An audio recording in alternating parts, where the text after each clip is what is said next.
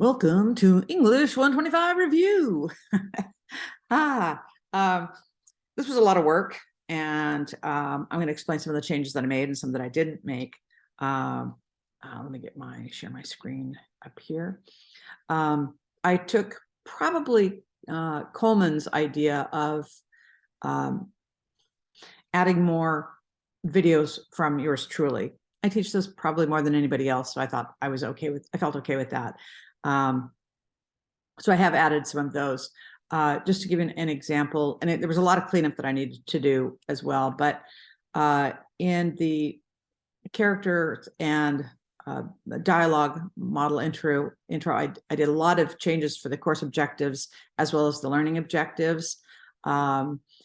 It's the discussions that have really made a difference in this class. And there's a reason for that. I go to a lot of writing workshops around the world, actually. And one of the things that we need as writers is to have some community. So I think that the bulk of this course actually happens within the discussion board. There's a lot of writing that happens within the discussion board, and that's intentional because we need feedback. It's already an isolating endeavor. It's really funny because when I get involved with people, romantically, one of the first things I say is don't fall in love with being with a writer, because it's a lonely endeavor if you don't have your own shit. And it's true. So the discussions are, and my attempts to make that less lonely, less feeling like you're out there like a kite without a string. So when I'm talking about dialogue, I have some examples of dialogue. I talk a little bit about the purpose of dialogue, and then we get to come down here to my dialogue diatribe, some of the do's and don'ts. And they're only little 5-minute snippets, but I think that I really took to heart a number of you had said, why aren't you kind of an expert? I have 37 books published, I suppose I could be. I've just always been one of those people that didn't like when I had to take a course from an instructor who used their own textbook. There's something about that that's rubbed me the wrong way. So there are 4 videos that I added. Again, they're short, regarding anything from show, don't tell, writing dialogue. And I actually have, I'm going to show this a little bit to you. Let me get myself out of the way here. No, there I am. Maybe I don't want to be there.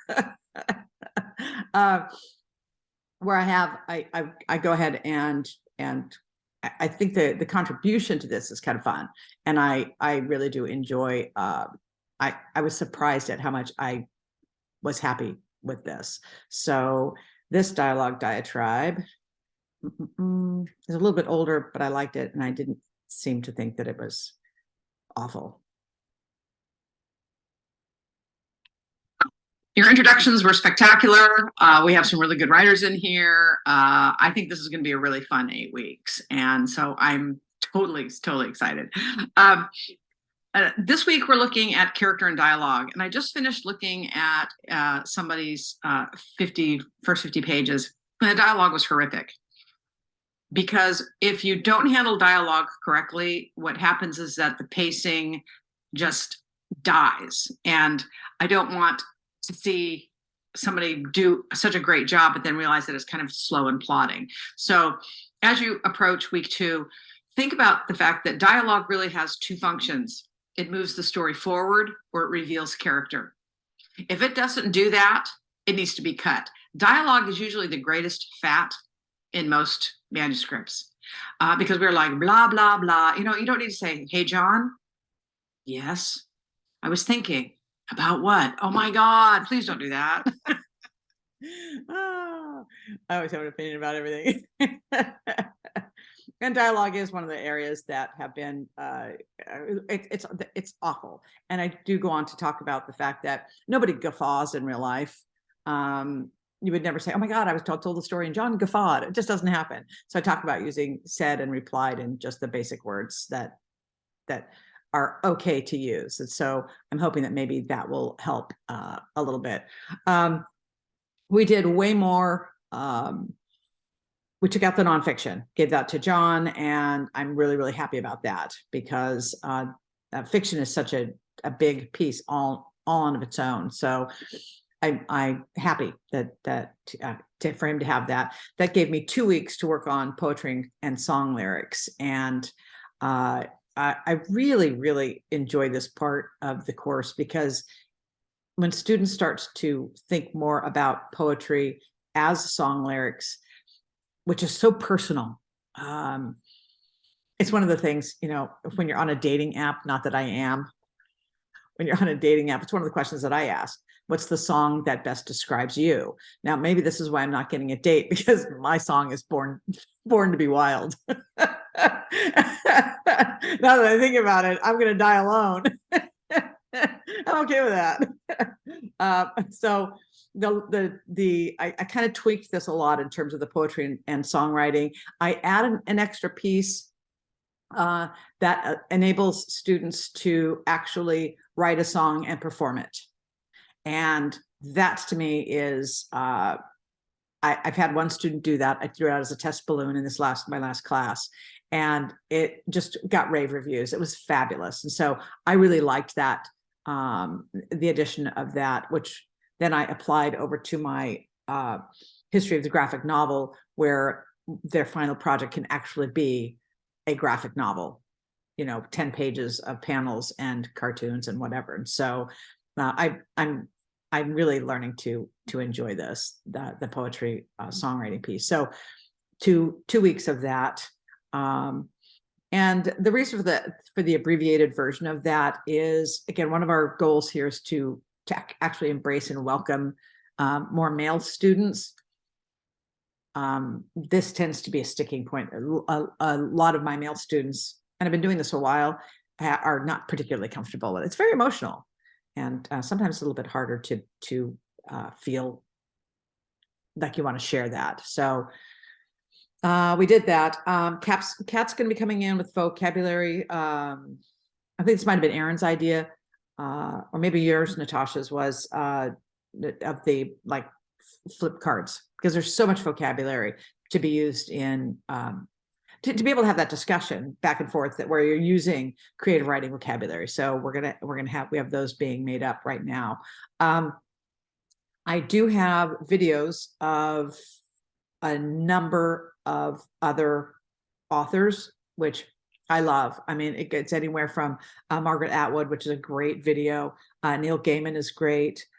Jason Isaacs and Helen Bonham Carter do poetry and lyrics, and of course the star of the show, which is Lisa Cron, who does the Wired for Story.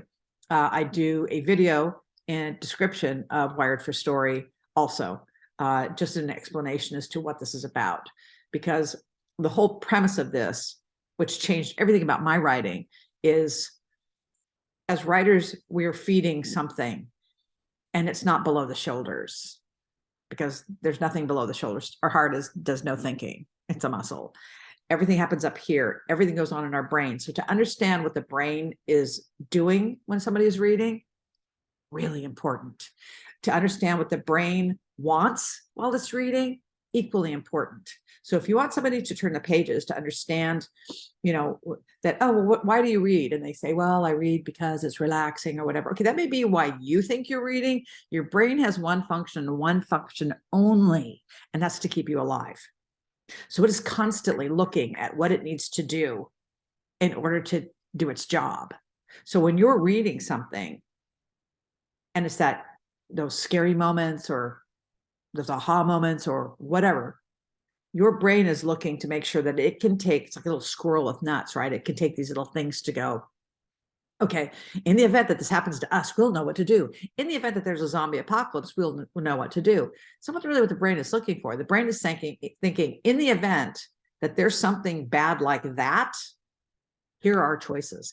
In the event that my sister screws my husband, here's how we will handle that. And so it doesn't matter whether you're reading romance or apocalypse or paranormal or whatever, it's constantly on the lookout for information that it can utilize in the event. So knowing that, you have to feed that too. So it changes everything about how I wrote.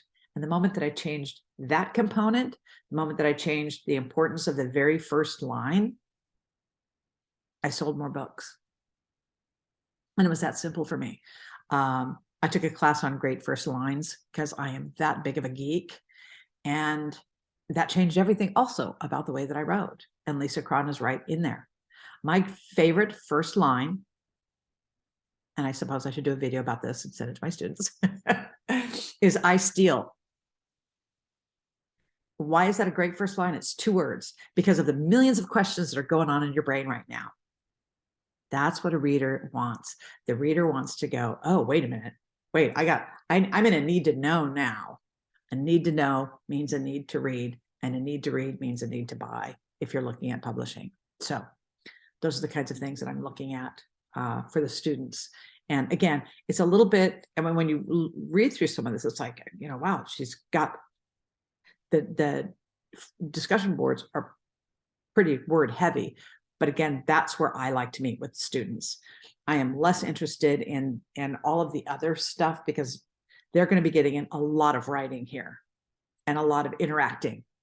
And that's my goal. So other thing that I changed was like up here east of the web stories. I had hyperlinked words instead of the URLs. I think that I just had so many that it was like I just did the URLs and moved on. And so now I have words linked with that. DB3, someone talked about show, don't tell. I gave more information about that and then a video. So I'm feeling like this is, the classes really come together. I think that the assignments are, again, there's not, for me, I prefer the interaction with the students. So this is all about what I like to do. So we have fiction, shorts, and their final work in progress can be song, poetry, a short story, a blog, a journal. So I expand that to any kind of writing that is creative. And usually I get maybe one student that will write poetry or song lyrics. I'm hoping to get more that want to play an instrument and sing a song to me because I'm all about that. It's like, yeah, why not? So this is where we're at with this particular class. I think that I cleaned up a lot of the fonts. I did all that typical, busy work stuff, but I really wanted to get more of the vocabulary in there for them, which I did. That's why I've got Kat doing her thing. And again, the videos, the lectures and stuff from me. So your papers to me were really good in terms of what I needed to look at. But so many of those were now punted over because I'm no longer doing creative nonfiction. And so this just becomes an easier, it was definitely much easier once we cut that piece away. It's 11 o'clock. And I was able to take on what I needed to take on for the poetry and song lyrics, which again, I will probably have more than one student as we move on, because I really want the students to, oh God, here comes Alexa. What you gonna remind me? It's what you want, really what you want. It's what you want, really what you want. I think that's a really good question. She'll say it again because I have daily affirmations. This is a reminder. Is what you want really what you want? So there we are. What I want is to be done with this because now I have to shift over and finish the, oh, it's so much fun. The history of the graphic novel. So that's where we are. I hope this is what I was supposed to do. Not quite sure. I'm really happy with this course. And I think that it will be a lot of fun for the students as well. So that's it. And thanks for watching. And thanks for your comments. I enjoy the whole review process. The doing of all of it's a drag, but I do love hearing what you all think. So thank you for being my colleagues. Bye.